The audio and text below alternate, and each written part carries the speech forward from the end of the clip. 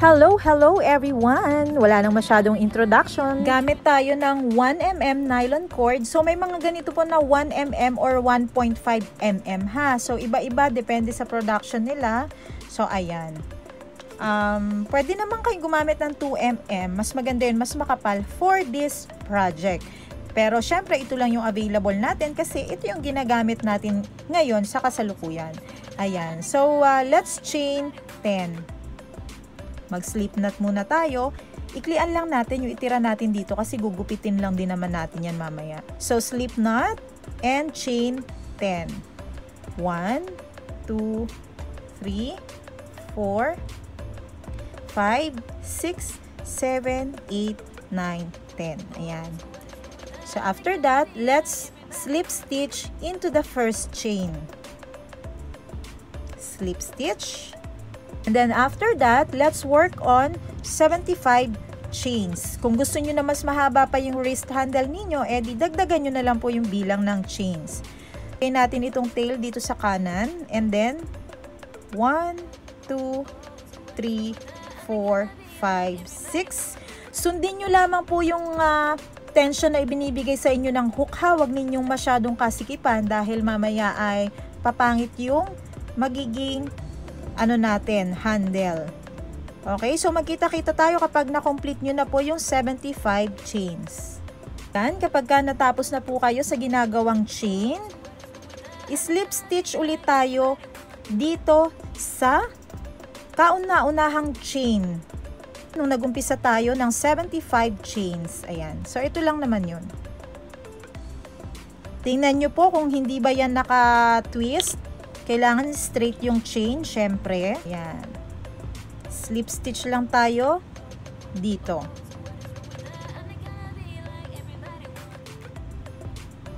Ayan, nagkaroon na ng itsura yung ating ginagawa. This is how it looks like na. Yung susunod na proseso po ay puro slip stitch na lamang. So ito yung 10 chain na ginawa natin, iikutan lang natin ng slip stitch ulit yan. So, from here, jump tayo do sa kabilang side na yan. Slip stitch. Slip stitch. Kunin nyo lang yung loop na yan, yung outer loop. Ayan. Kunin mo, isuot mo yung hook mo dyan, and then dyan mo tirahin yung slip stitch. Paikot yan.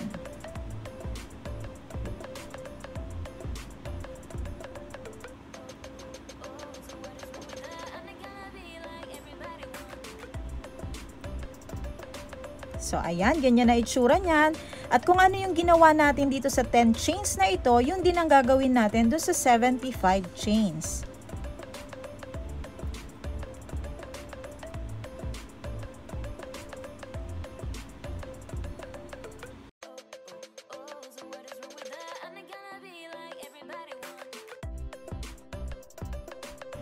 Kapag na-complete na natin yung pag-slip stitch dito sa ating ginagawa, so, dito tayo nag-end. Tatawid po tayo doon sa kabila. Dito sa kabilang side. From there, dito sa kabilang side, tatawid tayo. So, ikot nyo lang yung ginagawa nyo. Dito sa butas.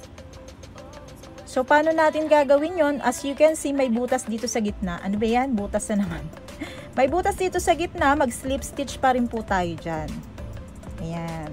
Hanggang sa makatawid tayo doon sa kabilang side.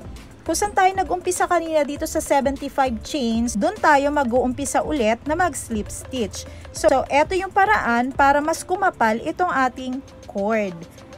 Kung gumagamit po tayo ng 1mm or 1.5mm na nylon cord. Pero kung 2mm ang ginagamit ninyo, okay na po yung one time lang tayo nag-slip stitch sa chain. So, ayan, ganun pa din. Kung ano yung ginawa natin kanina, yung isang loop na yan, yung outer loop na yan, dun pa rin po tayo i-slip stitch. Ayan, paikot po yan. Dito na lang yun mga kapatid ha, sa handle na lang mismo. Hindi na natin gagalawin itong lagayan ng ating hook. Ayan.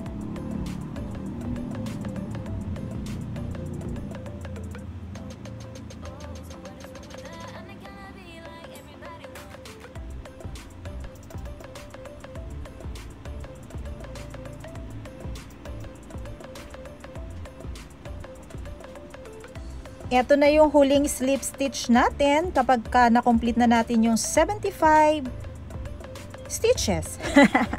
75 slip stitches. Ayan. Then after that, slip stitch tayo dito yung pinakang center, yung pinakang gitna, yung may butas kanina. Ayan. Slip stitch tayo dyan. Then, we can cut the yarn na.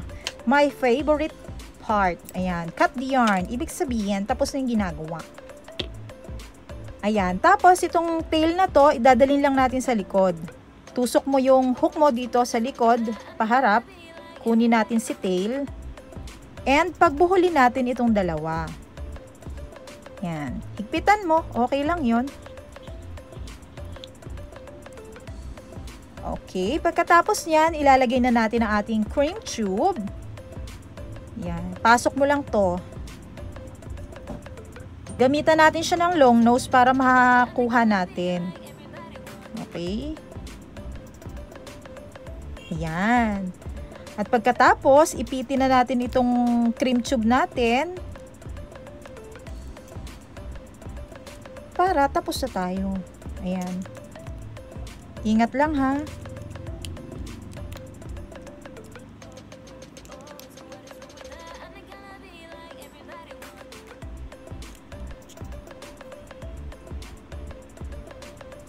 Ayan, 'di ba? Meron na tayong wrist handle. So, gupitin na natin ito. Huwag niyo na sunugin. Okay lang. Safe na 'yan diyan. Then, ikabit na natin yung ID hook, ID holder.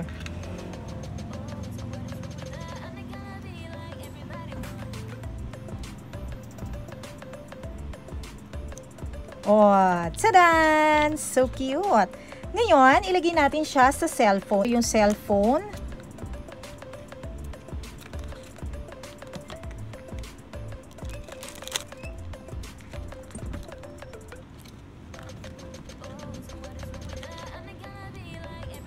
Ayan, pwede na natin ilagay ang ating wrist handle. Siyempre, dagdagan na rin natin ang ating mga iba pang ararakat, pampaganda. Sana pala nilagay ko na kanina. Ayan. Tadan! O, diba? Ang cute-cute lang.